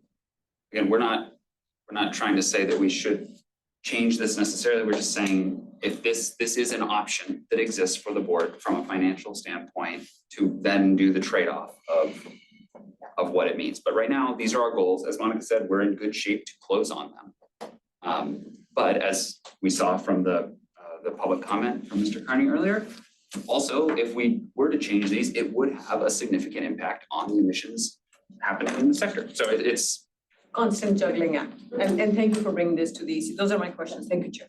Okay, so I want to comment on that as well. Okay. So if I know that you're saying, well, if we have and if we see that we're not on target or something's coming up that we're going to be coming back, you already regularly give us updates. Yes. I guess my question is there a baseline for what would trigger you to do that outside of the status updates? Yes, so as, again, we report every month in the CEO report, Yes. the status of our midterm or short-term position. In addition to that, what we told the board last month as part of the plan of the directive that they adopted when they adopted the pathways clean targets is that we would return to the board if we thought that we were within 10% of not missing the target. So we have that 90%, that 10% kind of band. I think And then the board would make a decision. And I think we're hoping that we could bring that no later than June, July of that year. But as soon as we see that we're going to be off, we'll come to the board. Okay, great. That was my only clarification. Thank you. It's been a little bit, so I had to Yes, dust off the dust. Right, so tagging on to also some of what was said, do we have, so what would be helpful? I don't know that we do it, is to be able to model for each of our programs for, let's say, $1 million invested in a program or whatever the right number is, 100,000 invested in a program, what is the clean impact? What is the emission impact? Yeah. You do that. So I don't know, do you show us that when we, because if one program per million gives us 10 times the impact, then that should be part of the decision, so. So we do, so when we report out on the programs, every quarter we have the total number of like things we're achieving Right, and the yes. costs of the programs. Right, What we're currently working on with the decarb roadmap refresh is to also try to increase the number of sort of metrics and yes. things that we share out around that. I will say, and this is something we've talked about before, it is complicated because many of the, and I know you know this, I'm saying Yes. anyway, many of the programs and the power supply decisions, they're different timescales, they're different Right. transformative impacts versus not, like it is hard to get to an apples to apples cost That's abatement what I number, but figure, I figure It should be that, hard. but there might be some, you know, even if it's modeling around high impact, medium impact, low impact, because you can probably get enough accuracy to make that assessment, that would still be, you know, a green, yellow, orange scale or something.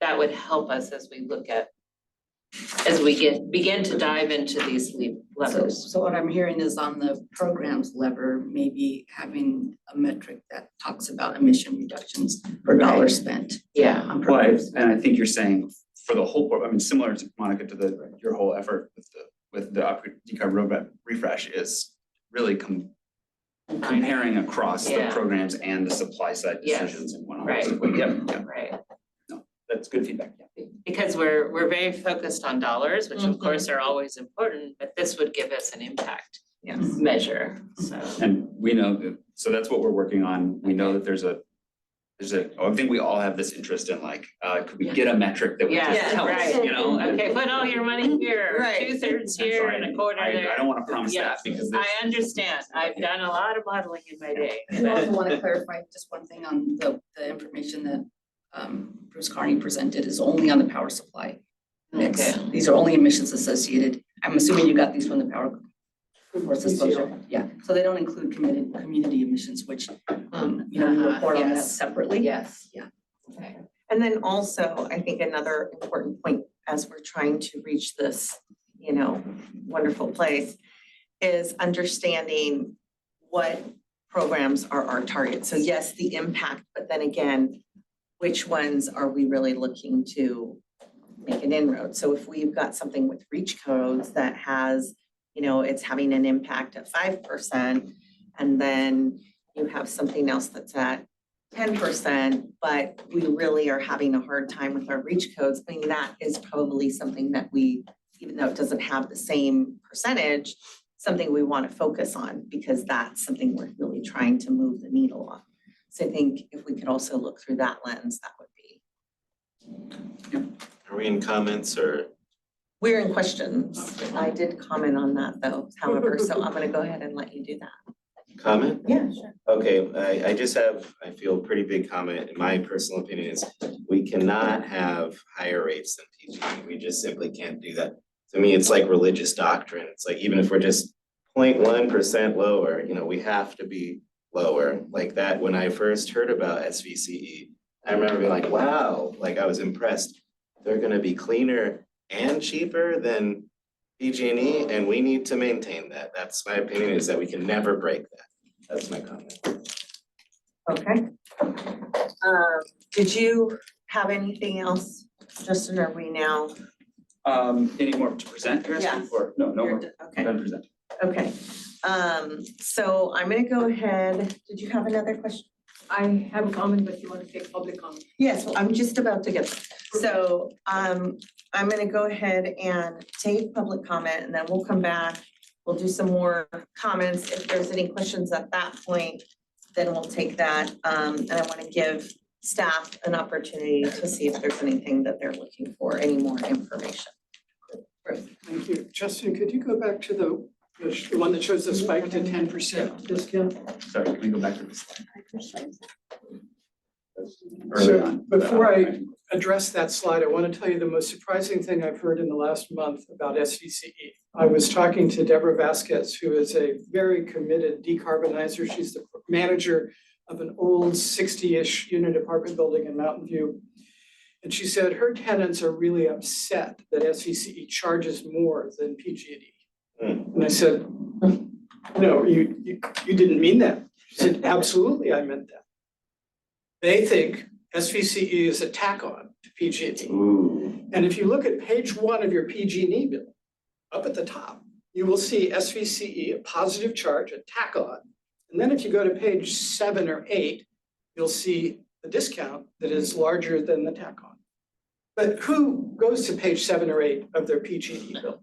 So this is a marketing and bill writing problem that perhaps PG&E will fix when they spend their $1 billion to revise their billing system. Maybe it's on purpose. Yeah. Well, maybe it's on purpose or maybe it's not, but it's a fact. Okay, so teachable moment. This was a mistake. I pointed this out at the time, that you shouldn't have increased the discount like that. Subsidies are hard to take away. They're easy to give, they're hard to take away. And if anybody actually knows that this happened, there'll be blowback by this. So I'm sorry you did the jack up to 4%. But I disagree entirely with what Elliot just said, because SVC has already broken half of the promise. You are not cleaner than PG&E. Cheaper, but you're not cleaner. And getting back to cleaner, maybe already in the works, or maybe not, because PG&E is likely to be at 0% emissions on the power content label for years to come. I don't understand why the PCIA is staying so high when it's supposed to be a makeup for procurement that happened before SVCE was formed. Do they really have 20-year contracts of so much megawatt hours that they're still doing this? I would love to see an explanation of why the PCIA is staying so high so far into the future and when it's likely to go to zero, because ultimately it has to go to zero as I understand it, because there's only so many stranded contracts. I would like you to have all the leverage you possibly can have, but I'd like you to separate commercial rate lever from residential rate lever because things work differently. The North Bay CCAs went 1 or 2% higher than PG&E before San Jose did. So there's that data point as well as the San Jose data point. You could probably survey your opt-out customers at any point in time here and go back and say, why did you opt out? Did you think it was more expensive than PG&E? No, it wasn't. Did you opt out because you realized that PG&E became cleaner 2 years ago? Probably not. But I don't think that residential customers are going to opt out even if you go 4 or 5%. I think that's essentially what the San Jose experience is. Commercial customers, Don Bray was always worried about what they would do if rates went even a fraction above. So those are my thoughts. Can I just say that the bill Yes. presentment piece is something that has been a sort of a thorn for CCAs generally since inception, I would say. You're probably. talking about the billing. The fact that on the bill, it's sort of it's potentially, yeah, it's very unclear that there's this reduction and then the charge, it doesn't come across that way. And so that's something that we've been pushing for in the billing modernization proceeding, and that we do put out materials on, but it continues to be something that's the first page is what most people look at. Have we done legislation on that or tried to push on legislation on that? Not necessarily on the bill format, no. But on the regulatory proceeding side, we've been engaged on it. Okay, so Did you want to make a comment No, on no, that? no. Oh, I I'm just- sorry. I thought you were trying to. I'm trying to just make sure. So then, let's come back to the board. Are there any other feedback that we want to give to staff on what we're looking at? Any levers that are important to you? If we can give any additional input. I think that's really what they're looking, again, this will come back again, but that's really the direction they're trying to get a sense of where we're at. You need to look at everything. Okay. That's good to know. Because, you know, Yeah. the one that's, you know, obviously, we appreciate your comment, Elliot, too, and that's, you know, that's important too. But the one that we have most concern with is the clean position. Yes. And so, and, you know, I know that we've had many discussions with the board about our clean position in the past. We've taken it through the integrated resource planning process. We took it to the pathways, and one thing that the board has always kind of been very firm on is that we are 100% clean. And so, if we're going to do the analysis and look at these scenarios, I just wanted to be very clear that, you know, that it may not end up anywhere, but we'll do the math anyway and show you what it's gonna be. And I wonder if you want to ask the board. Yeah, I'm just gonna ask. Wait, can I finish this Sure, sentence? Sorry, or I can wait to make my statement. Go ahead. If you want to ask the board to prioritize, to rank order these. You've got, right now it's listed rates in the summary page, rates, clean, programs. And you could say No particular operating order, spend, but yeah. yeah, it's no particular order. So you could ask each board member, I don't even know if there's the capability to vote on, you know, like sometimes you can vote at the dais, but Would you want to to do rank. that this first time at this introduction, or would you want to wait until we have like some of the models, sort of the impacts? I think you need to have the data behind it. Yes, Yeah. definitely. But I mean, in reality, if clean ends up number one above program and clean, let's just say clean programs rates. Then that will be very informative, but you do have to have a fuller package of information probably.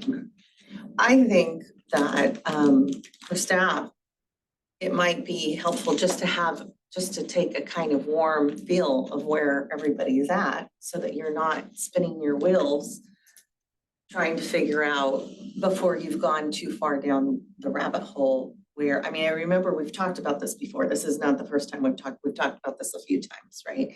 And so we know that some are gonna be really set. We've just heard from one of our colleagues that he feels very strongly in a certain way. So I think those would be good things to kind of get out if anybody feels strongly that way.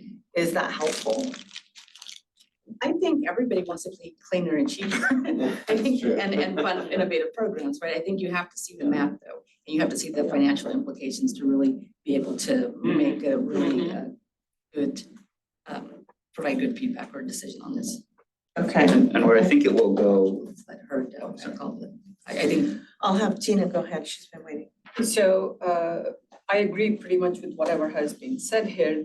Just trying to process all of that. It is complicated. Monica is correct. Everybody wants cleaner and cheaper.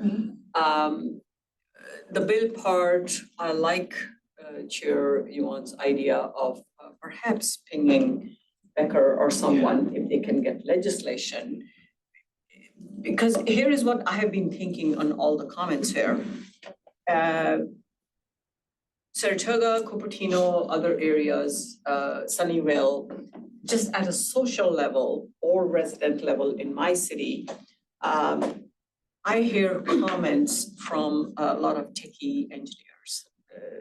The guys who are checking their bills, believe in clean energy, support this, but are also wanting, as Monica said, clean and cheap.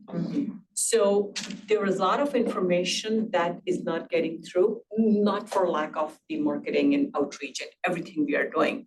I just want to leave this thought with you. Is there another way we can share this with these folks? Because some of these are so price sensitive, not that they need to be. They have commented to me, they're ready to opt out. And I use that 4% discount as because PG&E is, to Bruce's point, they are going cleaner. I don't know what the answer is. I'm just sharing some of what I'm picking up at a one-on-one level. And if you have suggestions, I'm available for a conversation offline if you want to bounce ideas of me. I do like the idea of bringing this to the board in December. With the current educated board, some cities in January would have new board members, even without an election happening for council members. So getting a feed from an educated board right now will be good. And next year with Sally's viewpoint, getting the data before you rank order or something. And I believe Sunnyvale does have their city council where we now meet the council chambers. They have the electronic voting, They have yeah. they have the So that's a option. great idea. This is not the time. So I'm just thinking. But you of all could get a things. base measure, normal Sally, report. Sally, Yeah. hold on, that's Yeah, all. yeah. So bringing this back in, bringing this to the board in December is good at a high qualitative level. Working through the details with the finance committee and Amrit, following that. Newer board next year, do not bring it if there are more than a couple of changes. Do not bring this to the board too early for a rank order voting. Early in the year, no. First 2 or 3 months, a brand new board member will only look at the financial numbers. I've seen this in my 5 years on SVCE. And you don't want to skew that data, the feedback that you get. Everything else, you guys are doing great. It is a tough industry. It is a constant juggling act. And much as I kind of agree with Bruce's point, Bruce, I also hear the comment made by my colleague Elliot. He knows his community well.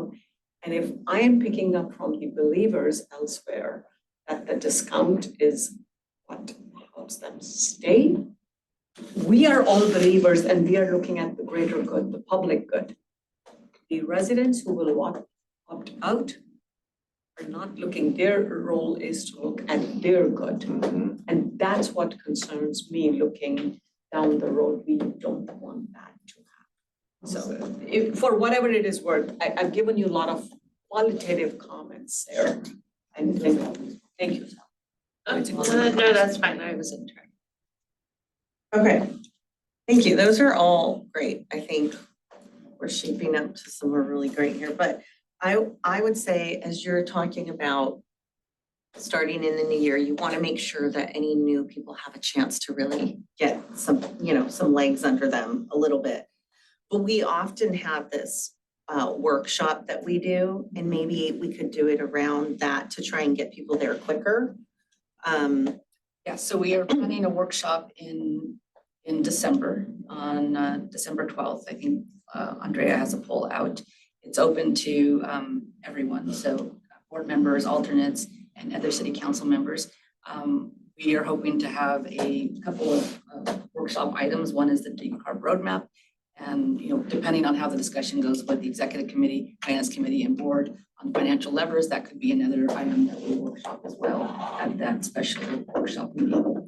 So, but yes, and then we will have to bring it, this discussion is going to have to continue regardless of who our board is next year. Right. Right, and so we can't not have these discussions. We will do our best behind the scenes to educate any new board members. We have a really good revamped onboarding program for new board members. And this will be a key focus of that, is to bring them, try to get them up to speed to where the other board members are at as well. Right. Okay, so I mean, would it be possible, or do you think it's more important to have it in December 1? December is a really busy month to try and get others who are not, that might come on, or so. Well, we'll have this discussion at the regular December board meeting. And Oh, then okay. if it makes sense, we'll have it also at the December 12th special board meeting, which is being scheduled right now. I'm just wondering if we could do that in the new year. No, we'll do it in the new year too, but we have to have Also. several, we have to have many opportunities to Okay. be in front of the board, existing board and whatever the new board looks like. Okay. And then I think for me, I agree in a sense with the having clean, having some advantage. I'm not really, I think specifically what the advantage is of clean and more affordable. To me seems like a benefit, but I also am interested in how we define clean now. Looking at where we started and how we define clean now. We do a lot of programs, a lot of education.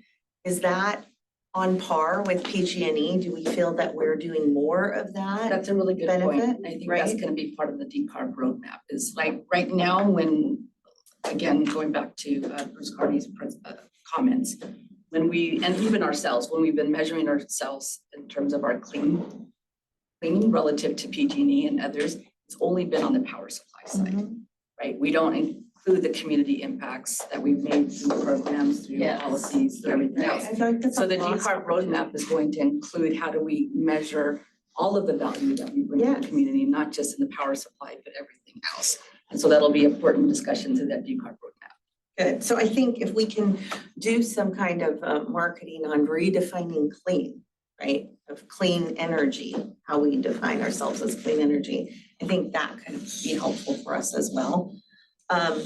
Same with the programs. I mean, could there be, I don't know all of the programs that PG&E offers versus our programs. So maybe it's not a 4% discount, but maybe as an SVCE member, or, you know, because you're using SVCE, you're able to opt into these different programs and you get up to whatever, 10,000 or whatever in your rebates that you can tap into for the year. So I think that could also be something that could be helpful for us. Yeah, so you're touching on something that I think is really right and is the overall SVCE value proposition, right? So as Monica said, the way we typically talk about and define clean, the way I defined it here, isn't about programs, but when we talk to our customers, when we actually go out and we say, this is who we are, this is what we do, we talk about clean, we talk about rates, we talk about local investment, we talk about local control, we talk about all of these other parts. Right. Some of those things like local control, we're not changing and it's not really a financial lever, so it's not showing up here. But the way that we present ourselves certainly captures those things, and that's kind of what we would do if we needed to raise rates, if we needed to change our clean product. The way we would bring that about would include, hey, we're gonna emphasize more of these other parts of our value propositions, how we're going to market it, how we're going to talk about ourselves. And that's really it's kind of what we're gonna lean into being is, yes, you pay more, but you get access to all of this, and this is why. So that would be what we would bring to the board as part of those scenarios. It's kind of like, hey, if we do this, this is how we'll frame it to make it as kind of minimally disruptive as possible. I think so on the clean side, I think the programs and the description and including all that we do would be helpful. I think it's more challenging on the price side. I don't know that that's gonna be as, successful when price people are thinking really themselves. And I do think it will speak to, we're talking about more educated customers, as Tina's saying, that are looking at the percentage, maybe knowing the percentage history. They are the people who will appreciate all of this other, clean to it. The newer customers or the customers who aren't as familiar, they probably haven't been calling it as much. So that's just how I see it. Can we do a time check really quick? Because I know that some of us have other Yes. things that I want to be respectful of staff time too. I know the other board as well. So we have two, I don't know, are we ready to wrap this one? I think Uh, I didn't see Yeah, anyone we have else. them. Did you have? No. Yeah, I didn't see any other hands. I think we're ready to I've got go. a bunch of notes, so thank you all. All right, so we have two other items. They're both informational items. One is a summary of the efforts that we've done with member agencies. There's also a really good staff report associated with that and slides. You can just read through those if you'd like. I think that, and I'm sorry, so Zoe. And then the second item is a presentation from staff on our EV Rebates, education. rebates education, which is, we had a lot of discussion about this in the previous item, but I think some of it would be very useful for you all to see as well. Okay. So I guess maybe my suggestion is that we pick one of them and maybe you guys can decide which one you want to hear. Okay.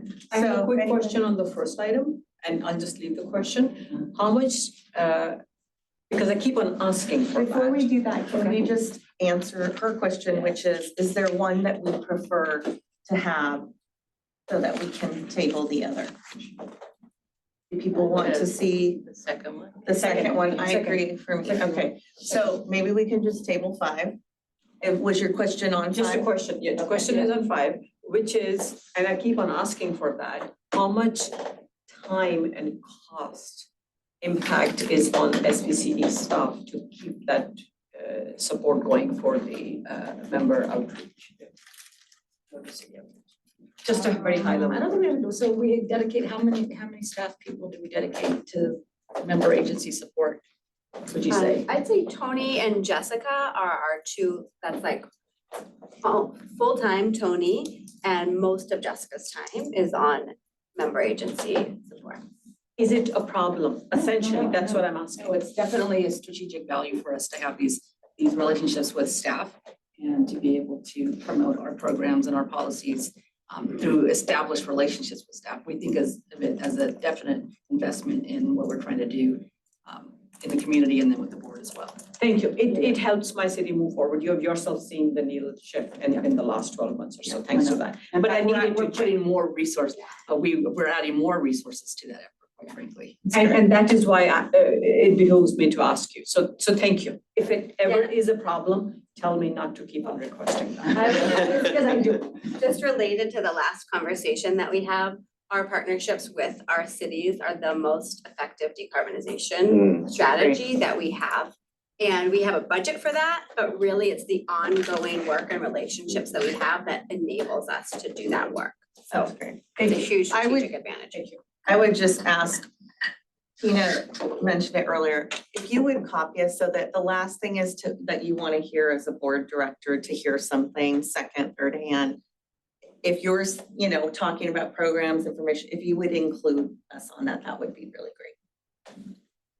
Okay, thank you. So number 6, program snapshot, EV rates, rebates, education tax credits, and that's going to be. Okay, I'll introduce Sunny. So Sunny is a marketing specialist on my team, and she's been doing a ton of work to get those EVs out the door before those federal tax credits expired. But it's been a long, long campaign, so she's gonna take it away. Go ahead, Sunny. Hi everyone, sorry I couldn't be there in person. I'm actually visiting family on the East Coast, but I promise this is short and sweet so you can get to your lunch after. But yes, I am here today to share a little bit about a joint CCA campaign we did for our EV rebates and education program. So next slide, please. Yeah, so y'all talked about this earlier with Hannah, but we launched our EV rebate program back in October to support equitable EV adoption for our income qualified audience. So this is all not new information. Next slide. And yeah, again, $2,000 EV rebate you can get as a point of sale, immediate discount at the participating dealership, or you can apply for the post-purchase afterwards online. Next slide. And yeah, the big news for in the EV world is that the tax credits expired back in September. So when the news was confirmed in July, we had about 3 months to help as many people as possible get their EVs before the deadline. So what did we do? Next slide.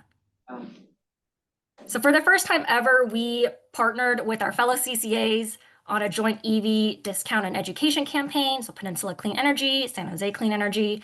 And we ran this campaign through Ride and Drive Clean. They are a Bay Area local nonprofit. They've been doing this since 2018. Making clean transportation more accessible to our community. And they run discount campaigns like this. They partner with Cartelligent. They are an EV concierge buying service, and they have all these like special relationships with dealerships. And they're able to negotiate these limited time EV discounts. Usually it's like in the season or in the month sales. They're just trying to get inventory out. And so these discounts are able to be passed on directly to our customers as an immediate discount, and it's fully stackable with our EV rebate and the tax credits. So we promoted this campaign together with PC and SVCE, and once customers signed up on our website, they were connected with Cartelligent to source their EV. Next slide. So the discounts are really great for the customers who were ready to get their car, but we also know there's tons of people who are still earlier in their EV buying journey. So we wanted to present educational info for those folks who are still considering their options. And so over 2 months, we offered 4 educational webinars reaching 370 plus customers. Next slide. So this campaign was, Sorry. okay. Yeah, we did pretty great in this campaign, generating over 360 leads, and most of which, as you can see, was SVCE. We're not competitive, but I think at SVCE we always like to win. So I declare us winners. Yes, but we are still waiting on the final like sales numbers from Ride and Drive Clean. Just because as you can expect, people might hop into the pipeline, but it might still take them several weeks to actually close on the deal. So those final numbers are still yet to be reported. Next slide. And super exciting for us was through the duration of the campaign, we saw this huge 122% increase in EV rebate claims, making it our highest month yet for the program. Now, of course, the campaign was also supplemented by additional marketing we were doing to promote the EV rebates and the upcoming tax credit deadlines. So we were promoting it in our newsletters, on our social media, doing bilingual ads. But really great to see that a lot of people were able to take advantage of these savings. And that is it, short and sweet, I promised you.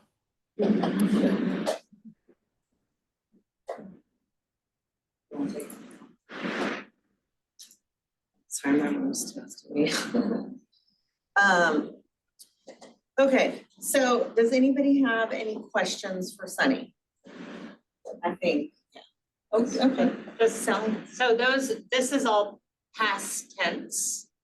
So this is done now. Yes, we wrapped it up. Is that how you got your Audi? Not through our program, through AVA. I went to Oh. the AVA website and I did go through part elements as well.